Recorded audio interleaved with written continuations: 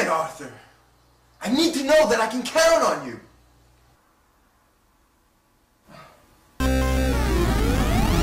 Hello and welcome to the third episode of Good, Bad, or Bad Bad, the show where we watch terrible movies and tell you if you should too. I'm Brian Shilligo. I'm joined as always by Kyle Hinton. For today's episode, we watched Ben and Arthur, the 2002, hesitate to call it a film. And I don't know where to start with this one because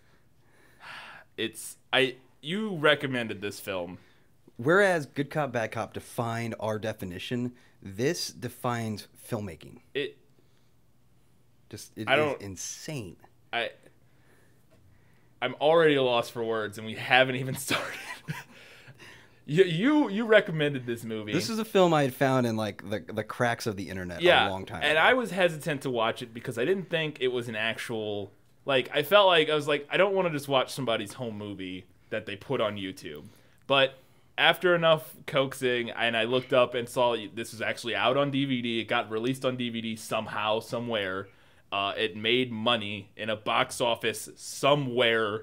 I assume in somewhere in like one theater in LA for like one weekend or something. That like the guy must have been friends with.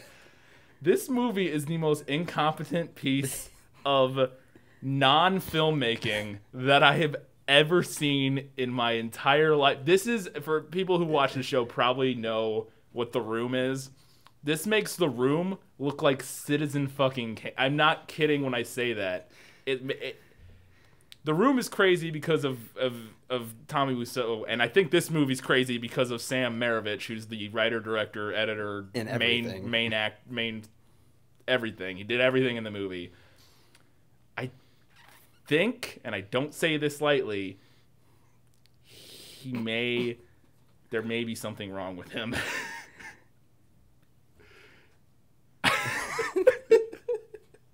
I know this is a slow burn setup for this movie, but I don't know where to start. Let's we need to get into the film. The actual film. It opens in one of the best ways you can on what looks like sewage. Yeah, it's like, we think it's the lava lamp or something. It's like maybe. There's the entertainer. The entertainer is playing. And if you look at the end credits, he did the beginning and ending sequences on a piano. Oh, he played it? Yeah. I'm sure he is a true auteur. Yeah. So we get like the equivalent of what looks like just It looks like sewage. Like, I don't know what it's supposed to be because it just looks like sewage, and the entertainer's playing, and the credits roll. Every credit is Sam Maravich. It's the guy, but he has a different credit, a different title for each thing in the movie. Sam Maravich plays the part of Arthur. Yeah. He's introduced to us by sleeping on a bed. Big shocker. It's like every other film we've done so far. Yeah. Bad movies always tend to start with somebody in bed. He is woken up by his gay lover via a phone call. Yep. Hey, have you seen the TV? And he has like the most bizarre, like, it's like this is like beyond rehearsed. That's the main. The acting is so not even insane. The acting, yes. It's not really acting. It's not. But it's also the writing. The way every line in this movie is delivered, it's like they did each line 10 different ways, and then when he was editing it, he picked the most awkward, unnatural one, and then edited that in. I can't fathom, nobody in this movie talks like a human being. At all. Not a single one of them has any sort of conversation that resembles anything a normal human being would have. Arthur, have you heard the news? I haven't. The TV was broken. And pal, I've been asleep for the past whatever hours. Dude, I'll turn on the radio. No, I didn't find out. The TV just broke. I've been down here just taking a nap. So okay, without going through this whole movie, the storyline. This is what this movie is like. It's a propaganda piece, kind of, that gets really weird at the end. Played out akin to Romeo and Juliet. In a way. But the piece itself is about like marriage equality and like religion, and it's like a very juvenile treatment of all of those topics. It's like somebody who and just without making, I don't think, baseless assumptions, most of the actors in this movie are gay men, it would seem, and the director surely is. And so this is like sort of like a... With that passionate lovemaking scene, I don't know. And so it seems like, you know, this is like something they felt was important. And it probably, and it is, and it was at the time, and it still would be. You know, you can even go say, look at Tommy Wiseau, whereas the film is absolute garbage, you have some kind of respect for the guy for going out there and doing what he did. Yeah. And with this, you kind of get that same thing. Yeah, it's the same thing where I'm like, he was trying to do something and trying to have a message, but the way he goes about it is so insane. Oh my god, it's great. Insane is the only word I can possibly use to describe this movie. I want a divorce. What brought that on? Tammy. I'm a homosexual. I'm assuming it's a ban for gay marriage has been lifted in Hawaii. Yeah. And they are fucking just ecstatic about it. Yeah, because they're like, oh, we're going to get married. The gay couple. So they start packing. During the packing sequence, it's a packing music. montage. It's an awesome music. Let's go!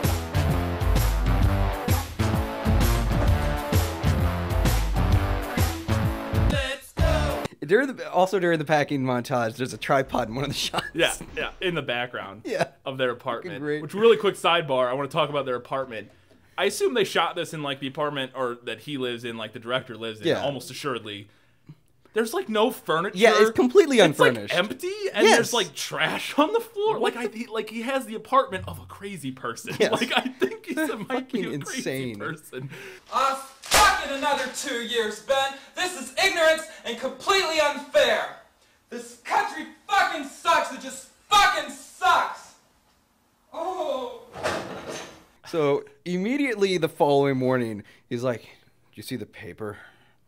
The paper? Yes. And then they did is it even like a close up or like, is he blocked or anyway? Or just, and he gives like the most bland reading. Nothing in this movie is blocked. No. Then he gives like the most bland reading of this news article. It says, I wrote down while we were watching, I was like, is this your first time reading? Gay people gaining the right to get married in Hawaii yesterday will have major disappointment. The judge has put a stay on his decision allowing gays to marry in the state. So what are we gonna do? yes. Because he reads it like... Gays, and the judge is going to have to mull over this, which means it could be another 2 years. It was like, literally, like, he had no idea how to read. You think I'm putting, like, some sort of crazy... That's almost how he talks. He has the weirdest accent. He almost sounds like he's from, like, Minnesota or, like, somewhere north, but then, like, mixed with this weird, like... I'm not sure. And he's always wearing a Steelers hat. Yeah, all the time. Steelers hat all the time.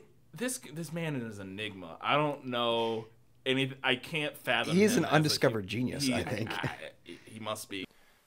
Dear Diary, I can't believe Ben. He's married to some bitch named Tammy. He was telling me he was always gay and got married due to peer pressure. I told him to get his stupid wife over soon and get the divorce papers signed. So now they're in a situation where they can't get married in Hawaii. So they immediately go like, well, we can get married in Vermont. Why did you go there in the first place? They're like, yeah, it's like you could have just. Why were you so excited for Hawaii when it's already legal somewhere else? Yeah. So they get their lawyer to kind of like work out some their lawyer union stuff. You mean that crazy lady that they met in her living room? She has. My favorite thing is like she's a lawyer who they say kind of specializes in this or like has some sort of specialty. Yeah. She's like, I need to read up on the law a little bit more, but I'll get back to you. She has no idea. She's the worst lawyer ever. But getting married out here in California is going to be hard because of this Proposition 22, and I'm going to have to read up on the law more. They ask her a question, and she's like, I'm not really sure about the legality of this. It's like, you're a fucking lawyer. That's your job. How do you not know? So they and to expand on what I was saying, when they go to meet her, it's literally her living room. Yes. And there's like incense burning what in the background. Fuck is this shit? Everything in this movie is shot in somebody's living room. Yes. Because they didn't have any other locations. So they take a flight out to Vermont. Yeah. Then they get to Vermont. They have a marriage ceremony. Brian, what is the vegetation like in Vermont? palm trees, right? Yes. I've never been Palm to Vermont, trees. so I can't argue with them there. They but... clearly shot this in like L.A. But Yeah, there's no, they palm shot, trees they in shot Vermont. it down the street at like their Yeah. local arboretum, and they're like, it's Vermont. It's like, come on, you can't find any location. Or do it inside. Exactly. May I have the rings?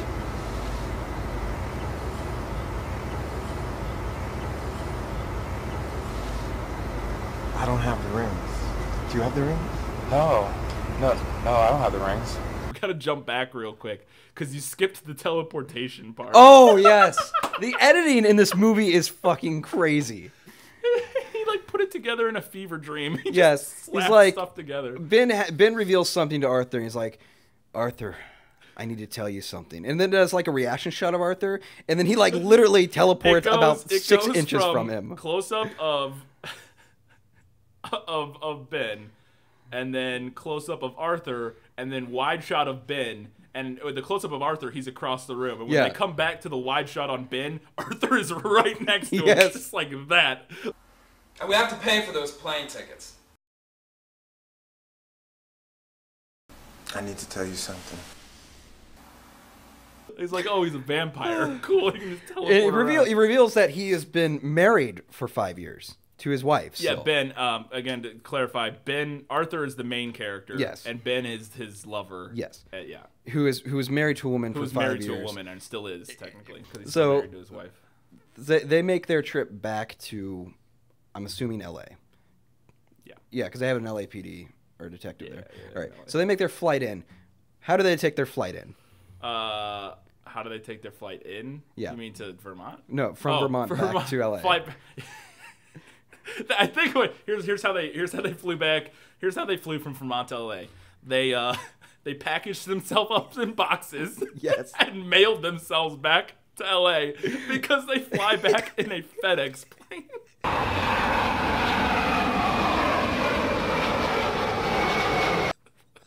They show a plane flying out, like taking off, like that And you shot. can clearly see FedEx, FedEx across on the side. Like they sat at they shot this by sitting at an airport watching They're like planes take LAX, off, and they're just- they couldn't yeah. wait for like a commercial airliner to go. They're like, they got the first one that went, and it was a FedEx plane. They're like, nah, it'll work, and they just left. It's like amazing. everything about this movie. It's so there were so many points where I'm like, there's no way this isn't satire or on purpose, but I don't think it is. The more I watched it, the more I was like, I think this is He's a totally genuine convinced, attempt. yes. I think this is a genuine attempt by a person who has no self-awareness. Maybe he has no self-awareness, and nobody told him, like, oh boy, this is... What are you doing there, buddy? So Arthur is in need of money. And the reason he's in need of money is, I thought it was to go back to school. Yeah, because he doesn't like his job, so he wants to go back to school. And I he think. quits his job in the best way possible. The dialogue in that restaurant scene is amazing. Yeah, that's the only time there's a location that isn't his apartment or somebody's apartment or a fake cardboard. And like Ben is washing dishes in the back. He's a dishwasher. Yeah. And he's like, if I had to go back to working as a nurse, I'll do that. Yeah, it'll be all right. Yeah, get out of here. And you know what? Worst comes to worst, if I have to go back to work as a nurse, that's cool. Yeah. It's like, why the fuck are you a dishwasher? Why would you do that and not be a nurse? A nurse is like a good job. I mean, it's hard work, but it's like a good job. Yes. And it's like, oh, and I'll Make stay like and wash 4 times as much money. It's like, no, I'll stay and wash dishes in the back of this My restaurant. God. So he gets on the phone. Arthur is job Arthur is a waiter, and He's a waiter. quits. He quit. He's like one of the waiters is like, or one of the the- customers is like, and there's like a whole another 2 inches She's left. being rude. So how you doing today, Mildred? Hey, I want more. I'm sorry? I just filled it. There's a whole 2 inches left. Yeah, something. and so he just like walks out in the best dialogue ever. She's like, "You gonna give me my sugar? Well, I'm gonna tell your boss on you. That ought to show him." And he just walks out. Does he like flip Like her laugh. off? He's like, Oh, yeah, he just laughs. No. Like his laugh. It's like there's no. This person, I can't handle it. This person, Arthur, the guy, Sam Mirovich, it's like he's an alien who watched humans and then is now trying to pretend to be one. Aren't you gonna give me my sugar? No. You better give me my sugar, or else somebody tell your boss on you. Bye. I'm telling you, here, I'm telling. That ought to show him. Through his job hunt. His job hunt's another great part. Because it was the only part where I'm like, that might be kind of funny if he was intending it to be funny. And it was. I would say the strip club thing, where he's like, the guy's like, all right, let's see how you dance. And this dude's clearly fucking drunk. Yeah. And then he's just dancing without music. He goes, don't you have any music? The guy's like, no, you don't need music. It's like dancing like the that. Worst dancing ever. And then he's like, that's great. Let's see your penis.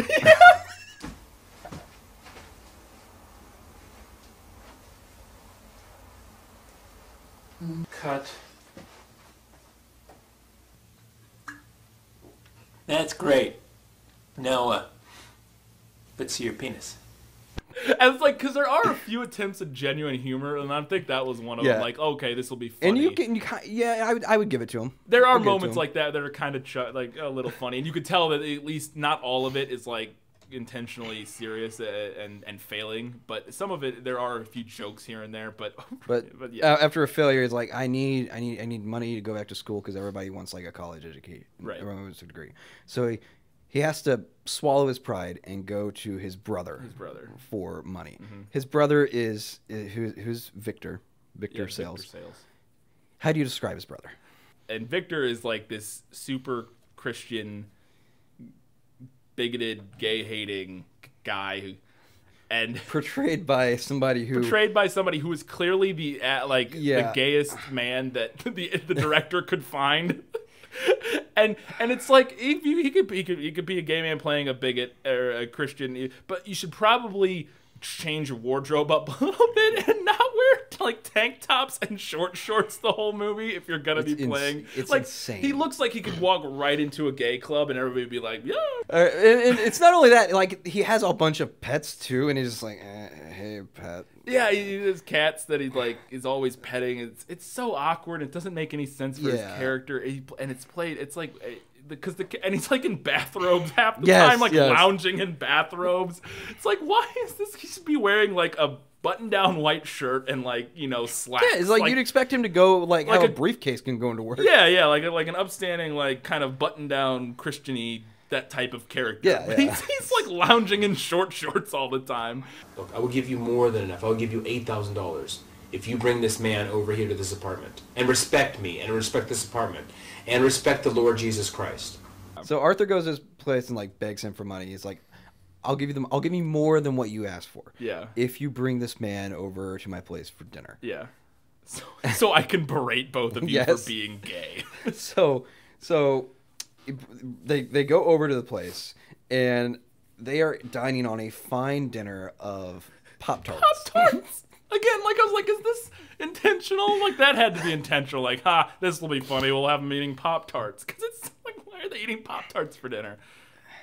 So it's like something about, basically Victor just goes, is really terrible with, homosexuality and stuff like that. And then Arthur goes, how dare you? And slams his Pop-Tart onto the table. You fuck. How dare you talk to your brother like that? They get up. Angry Pop-Tart slam. And leave. And Victor, who also had another guest there, his church buddy. Which, again, I was like, are they like setting up some weird like closeted gay? Yeah. But they never gets like even touched upon at all. It's just like they're like it. Oh God, no! We have to go back. Yeah, we missed. I don't know if you're talking about the part. I'm thinking of. No, because the next thing it says is we have to do more drastic measures. Definitely more drastic measures. That was before this. No, that was after. That's what I mean. Okay, so before that, and this is what he means by more drastic. Wait. Okay, so first, dialing way back when Arthur first gets to his brother's apartment. This is a minor thing, but it was hilarious. He shows up at his biological brother's apartment. And knocks on the door. His brother opens it and just stares at him. And he goes, "It's me. It's Arthur." And he goes, "Oh, I didn't recognize you. I haven't seen you in 7 years." Hey, Vic, it's me, your brother, Arthur. Arthur? I haven't seen you in, what, at least 7 years? Yeah, I barely recognize you. How does 7 years and you can't recognize Maybe your he just own lost brother? all of his hair. I guess. I was like, I don't think you would not be able to recognize. But before that... After he goes to visit his brother, he tells him that they have a lawyer.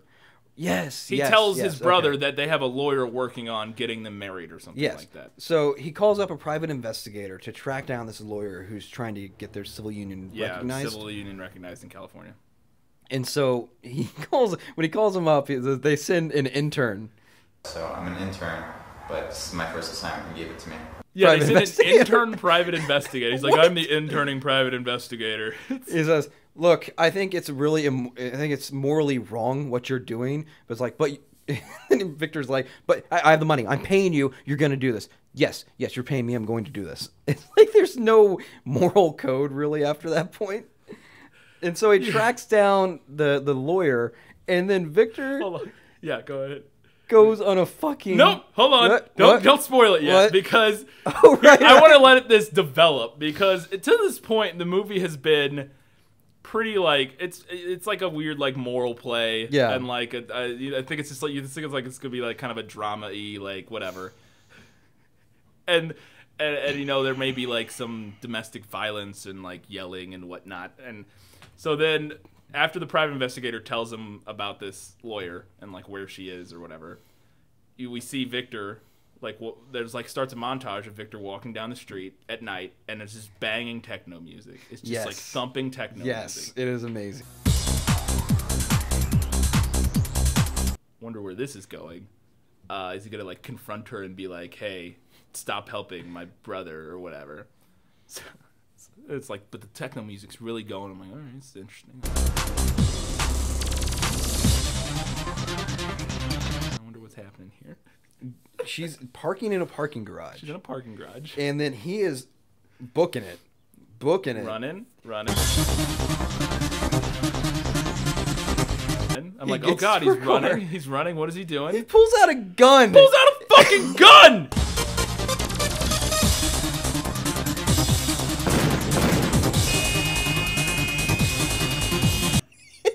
Shoots her twice. In the window, shoots her point blank range like 2 or 3 times in the chest. And then he like runs off, and then she's just dead. I was like, he just murdered her. He just murdered a person to keep his brother from getting gay married. Out of nowhere. Like, holy shit. And those were more drastic measures. I was like, what just happened? He just murdered that person. I was not expecting that. I was like, it was escalated so quickly. So then later, when he's talking to his friend, the brother is talking to his friend, and they're still, even though the lawyer's now dead at this point, this is what you're alluding to, they're trying to convince them not to be gay or whatever. Yeah. And the friend from the church says, well, so I don't know something didn't work, or they were just trying to talk to him. Yeah, they're just trying. We're needing more drastic measures. And he says, we're gonna need more drastic measures. More drastic measures. Definitely more drastic measures for these two idiots. Definitely. Like, you mean more drastic than murdering somebody? What do you mean more drastic measures? You just shot a person in the chest. What are these more drastic measures, Brian? Making holy water. Like a potion that's supposed to rid the body of demons.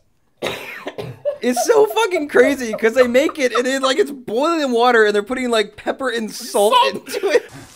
Well, I have this secret holy water recipe that you can give Arthur that'll cleanse him all his demons that possess him and turn straight.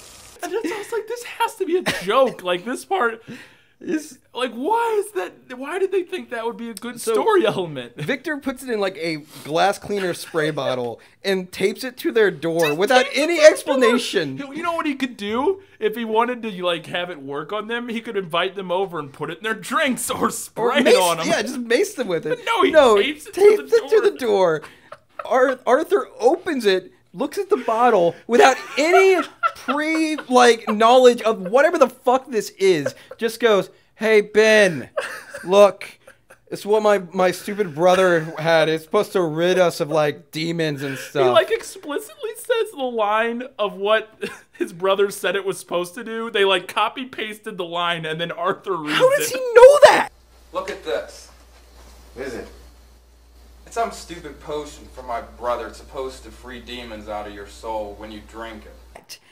What the fuck is going on?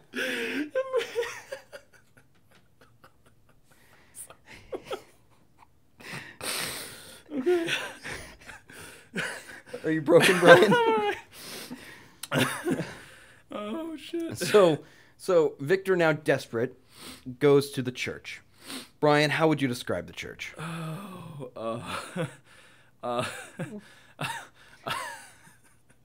It's made of cardboard. It is 100% made of cardboard.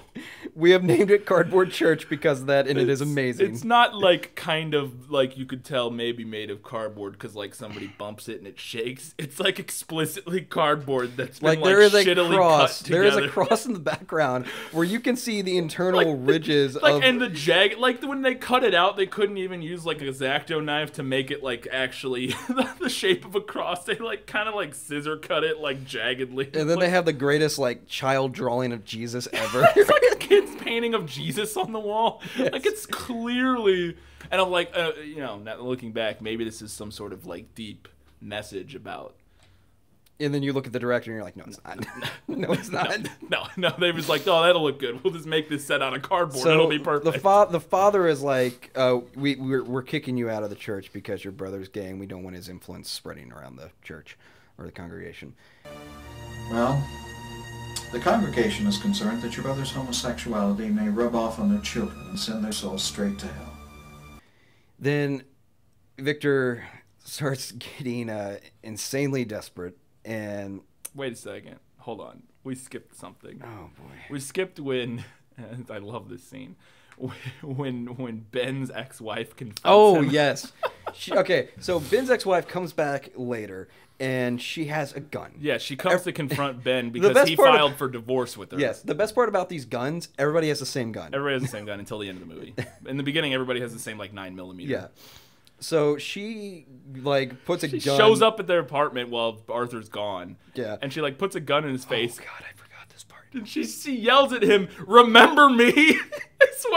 And I'm like, wait, what do you mean remember you? Of course he does. Yes, he was married to you for 5 years. Tammy, what are you doing here? Remember me?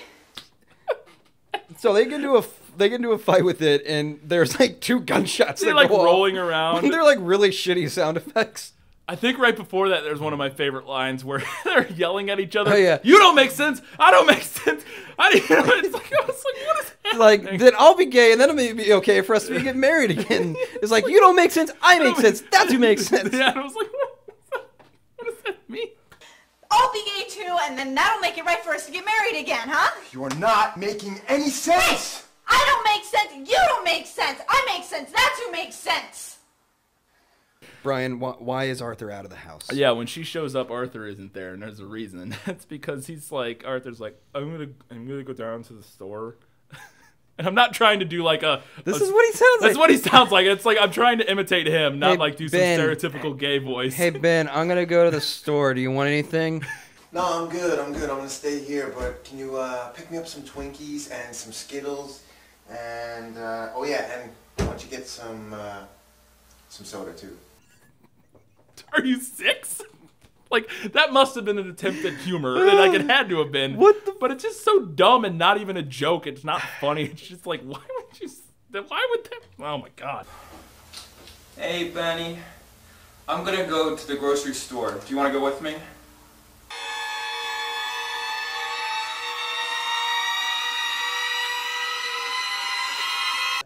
I'd say relatively soon after that point is where we get the amazing gay sex scene. Brian, what movie was that taken from? That was like shot for shot the love scene in Top Gun. Yeah. And by shot for shot, you mean the beginning part and then the equivalent of 2 men planking each other. It's the most awkward. Like, this guy, this main character, Sam Maravich or whatever. It's like you think like you're like, is he okay, so he's gay, but I would say he's gay, but it's like, has he ever had sex before? What the fuck's going on? And like, they're just awkwardly rubbing their faces on each other. Yeah. And it's like the least chemistry that any two people have ever had. And like Ben is fucking handsome. He's Holy a handsome, shit. like he's like a ripped, supermodel. He's like ripped. He has flowing hair. He looks like, and I gotta talk about this. The cover for the DVD is fucking amazing. It looks like the cover of a romance novel. Oh, it's I got it. I'll put that in here. And that's the guy. That's Ben, and it's like he looks like a movie star. Like he looks amazing. Arthur is a pudgy, balding man who wears flip-flops and socks everywhere he goes, Yes. and basketball shorts and Hawaiian shirts. And the other guy dresses like, in like nice clothes and is like shirtless half the time. He always has sweaters. Yeah, he's like sweaters and like just handsome, and then fucking Arthur's just like slumming around in flip-flops. Like, why are they together? The dynamic makes no sense. Also, they fucking hate each other. Yes. Like, most of the time. There's a part where like somebody goes to their door and is like, the garage has been broken into, and then Ben like rushes downstairs to find out that his motorcycle's been stolen. So he goes in and almost peeking what the microphone can record. Damn it, Arthur! I need to know that I can count on you. Yeah. He goes, damn it, Arthur! I thought I could count on you, and then like fucking knocks him out.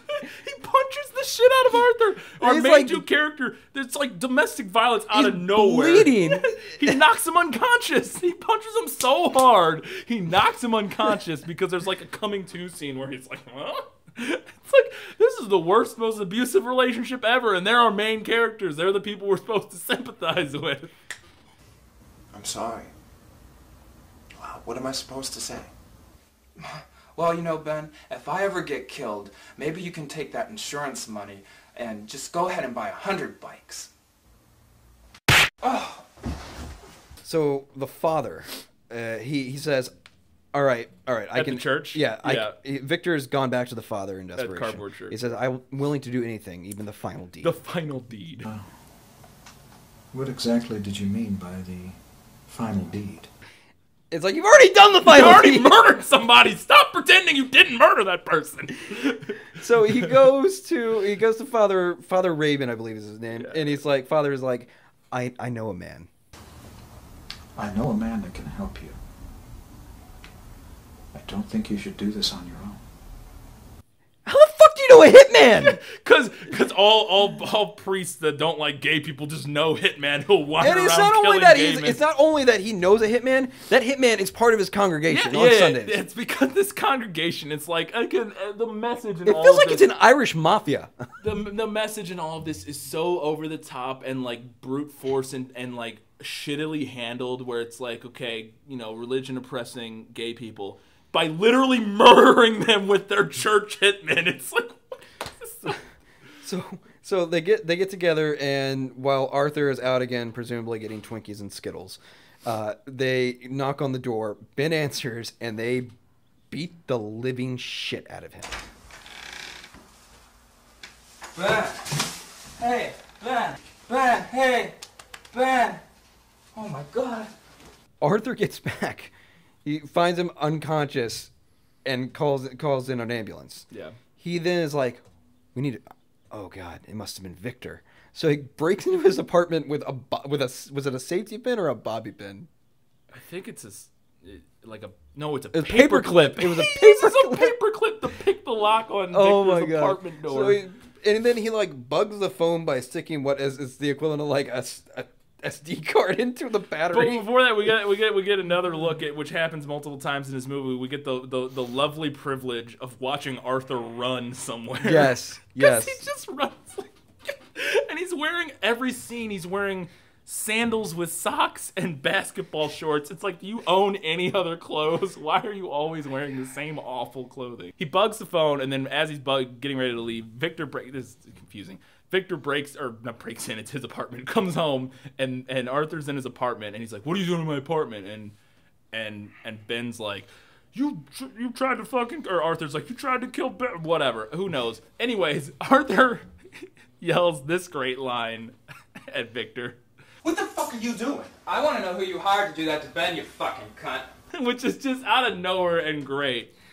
But then Victor gets really mad at Ben, or at Arthur, whatever his goddamn name is, for calling him a cunt. He gets so offended that Arthur would dare call him a cunt. It's like, you literally have killed people and tried to kill other people, and you're mad that your brother, he's like, I can't believe my own brother would call me a cunt. He called me a fucking cunt. Can you believe it? My own brother. It's like, what are you talking about? And then Victor admits to murdering one of Arthur's childhood friends when he was a kid. Yes. He freely admits to it to Arthur's face. And this little puppy is the same one I used to kill that little faggot friend of yours when you were little.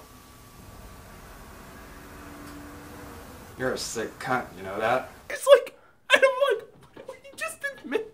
Wait, what? Because their age difference isn't that, like, they're not like, he's not significantly older. Like, so he was at most he's like 5 years older. So if Arthur had a friend when he was like, 8 or 9 or something, at oldest Victor was like 14 or 15 and murdered an 8-year-old with a gun because he thought the little kid was gay. Mm-hmm. What?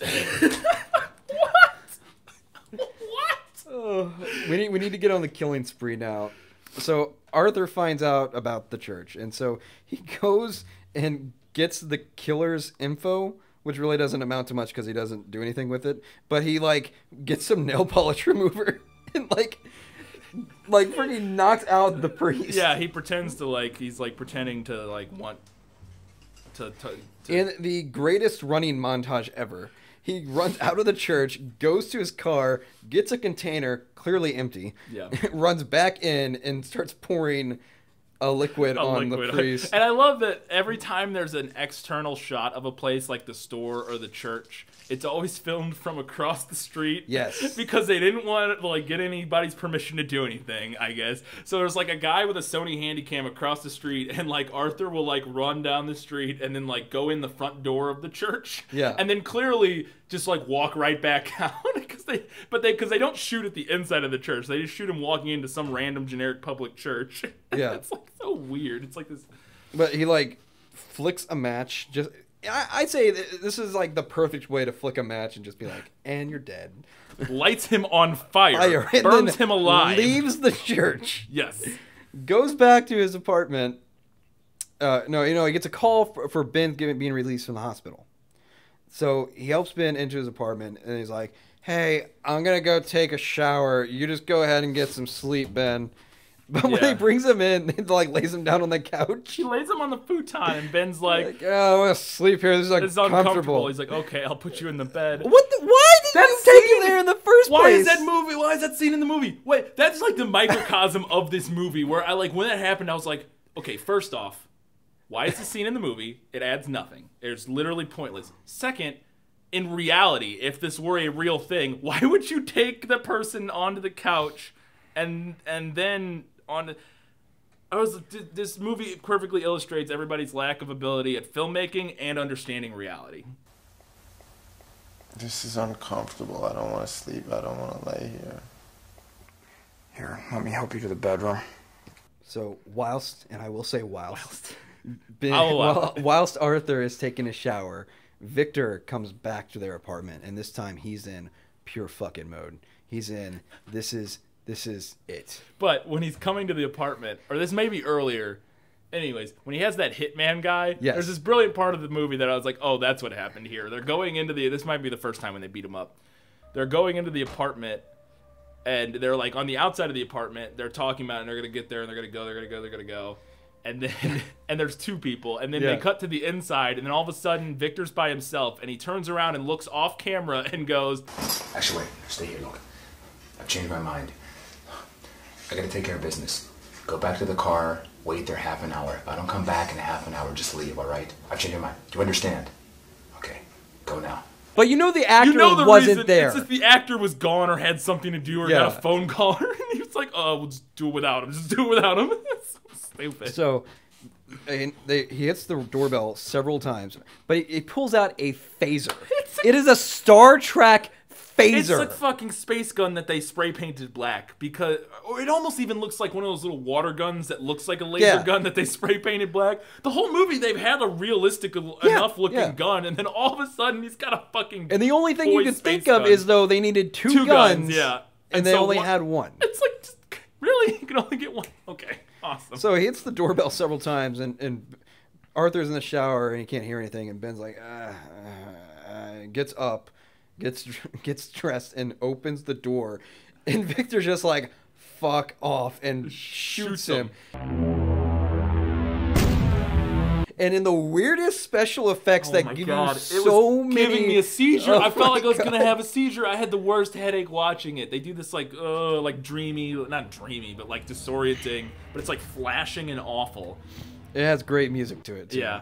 But Arthur comes out of the shower. And completely unaware of what's happened. Doesn't hear a gunshot in his apartment. No, it's two gunshots. Two gunshots in his apartment while he's in the shower. Doesn't hear it at all. Comes out and is like, Ben, no. But he doesn't even react. He like sees him, and it's like the worst reaction to seeing your lover dead that's ever been filmed. He's just like, oh no. And then he's like, oh. It's like so fucking weird.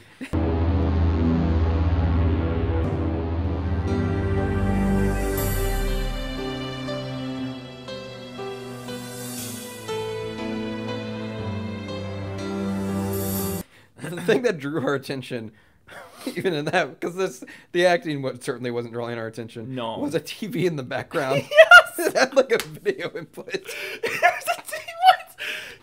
Here's what I think it was. And it's on the floor. He doesn't have it. Like it's a crazy person's apartment. It's just that there's a TV on the floor in the background of like half the shots that's on. And it has it says like there's like no signal coming in. It says like input 2 or whatever, and there's like no signal. It's like, why is that on in the background? I think what it was is they were shooting, and whenever they wanted to go look at the film, they would hook it up to that TV so they could all watch it. Yeah, and then they would unplug it and go film more. They just forgot to turn it off. I think that's what was going on there. And so Victor is like, you're gonna fucking get up, and we're gonna go baptize you.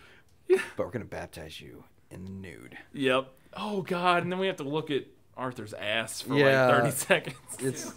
The scene's so fucking long. It's awkward. He's like dragging him around the apartment naked, like to the shower. Yeah, and they like baptize him and then like drugs him with rubbing alcohol. Oh my god, it's awful. The whole thing, the end is weird. And then So Arthur wakes up, goes to a drawer and pulls out a gun. And the only thing because then he goes to sleep? Yeah. Oh, does he knock him out? He drugs him. He drugs him or something. And then he pulls out a gun, which the only thing I can think of where that gun would come from is when Ben's wife was there earlier. Yeah, and he wrestles the gun away because he just wakes up and he like knows to go to this drawer and pull a gun out of it. Yeah. It's like, okay. And the gun he pulls out is the phaser gun. It's the phaser gun. Yeah. It's like, and in scenes where you don't have two people, why not just always use the... Anyways. So he goes out there and in a near, not shot for shot, pretty much what it felt like, line for line, straight from Scarface. Oh, they ripped. I've never seen Scarface, and then we said it, and then we went and watched this. It's the scene from Scarface. It's the scene from Scarface at the end. Is this what you want?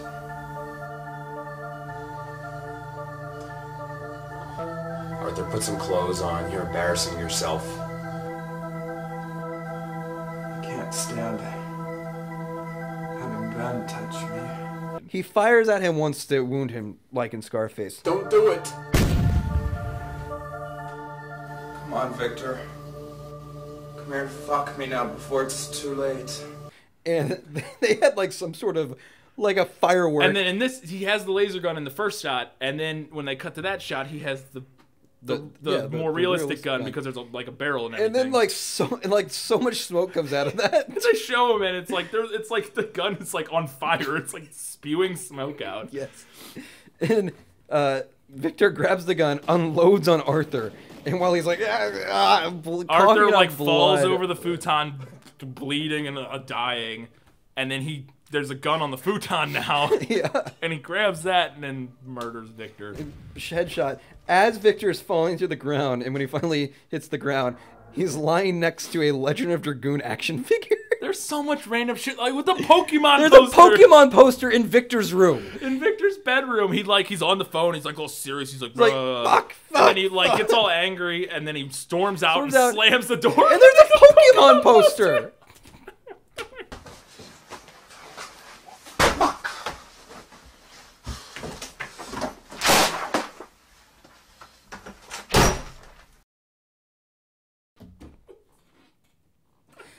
This movie is amazing in every way. So everybody dies. That's how the movie ends. Is that everybody dies. It's basically The Departed. But there's no Mark Wahlberg. So yeah, it's holy shit, this movie. And that's the thing, there's no once we got to the end, I was like, what's the message? Who's the good guy? Who's the bad guy? Everybody's just a murderous, psychotic. The only good person that I felt like was in the whole film was Ben. Yeah, kind of. That's only because he had a mind of a 6-year-old. You talk about the guy who knocked his lover unconscious? Yes. He is literally the most moral person. Because he didn't kill somebody. He didn't murder anybody. He did the best, even though he's a violent abuser. He did the best he could by not murdering anybody or burning them alive. Brian, is this movie good, bad, or bad, bad? This movie is so completely and 100% good, bad. It is the definition of good, bad. This is on the level, and I don't say this lightly, of something like The Room or Birdemic. It's probably closer to Birdemic because it's about that quality of, but it's so insane, and it's one of those movies where you watch it and you can't, like Birdemic, like The Room, where you can't tell if it's on purpose or like is the person who made this movie just a crazy person who like because we are absolutely convinced this guy is crazy. Like I seriously think he might. There's no way he's 100% there because everything about his websites and like and not to make fun of if that is the case, I would hate to make fun of him for that because it's not. But like it's so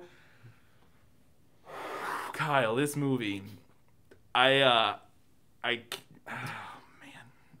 can't express my feelings for this movie because it's so fucking insane. It's so insane. Watch it. You just have to watch it. Like it's on YouTube. It's free. The clips I put in honestly won't even do it justice. They'll be hilarious and because I'll literally just cut. I don't even think I'll just be like this part. Yeah, we're not even talking about the editing. The editing is probably the best part. The editing. There are just awkward moments of people staring at each other. There's just like 10-second shots of people staring. When the hell did that happen? And then it's like everything what not to do when you make a movie. It's a masterpiece, Kyle. It's a masterpiece of good bad cinema. Truly, it is up there on the level of all those other movies. It's incredible. I say it's better than The Room, honestly. It's different in that I don't know about that. I will say The Room at least had a competent person shooting it. Yeah, that's the thing. The Room is shot like a movie. Mm-hmm. Like and so it's got which is one of the reasons I think I like it more is because this is just complete failure on all levels. But it fails so brilliantly that it works. The Room is interesting. I really hope Sam Maravich. I really hope he's still convinced that he wrote an epic masterpiece. I really think he might be. Like he thinks this thing is like Tommy Wiseau and like the guy who wrote Birdemic is like, I did it, guys. I fucking did it. I wish we could get like an interview with like the guy who played Ben and just ask him questions. Because he had to be like. Because he's not a good actor, but he doesn't seem like a crazy person. He was the best actor in the film. No, the detective was the best. Yeah, the detective was like... And I've looked up, he has the most acting credits of anybody. He has like 20 acting credits. But like for lead billing, oh my God, he was... Yeah, of the main characters, far. Ben was easily the best actor, but he was still terrible. Yeah, Still, I was like, still awful. And I think a lot of that also, though, because editing wasn't saving him at all, directing wasn't saving him at all, the dialogue wasn't saving him at all. Everything that could possibly go against an actor giving a good performance went against him. So, but yeah, it's good bad. It's great bad. It's great terrible. This movie should have been called, instead of Ben and Arthur, should have been called Bad and Awful. So until next time, keep watching movies.